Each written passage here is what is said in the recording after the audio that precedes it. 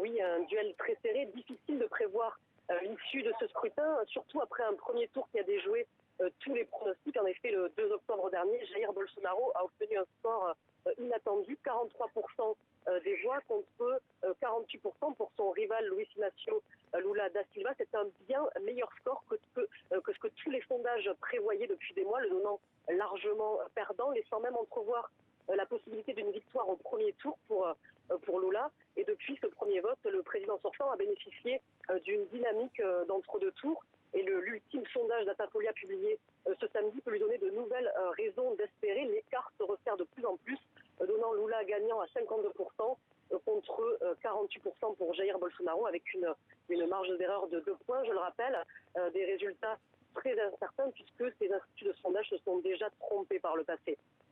Perrine, la campagne électorale a été particulièrement violente. Est-ce que cela se ressent aujourd'hui, jour de vote ? Oui, tout à fait. De nombreux électeurs devant le bureau de vote devant lequel je me trouve dans le centre-ville de Rio, de nombreux électeurs sont arrivés dès l'ouverture, avant même l'ouverture à 8h ce matin, afin d'éviter justement tout débordement, puisque je le rappelle, jamais une campagne n'aura été aussi violente au Brésil depuis la fin de la dictature militaire. Au nom des deux candidats, de nombreuses violences, agressions ont éclaté un peu partout dans le pays. Des militants ont même été tués. Hier encore, une députée pro-Bolsonaro a pointé son arme sur un homme noir en pleine rue de Sao Paulo, et ce, malgré l'interdiction du tribunal suprême électoral du port d'armes pendant 3 jours, de la veille du vote jusqu'au lendemain du vote.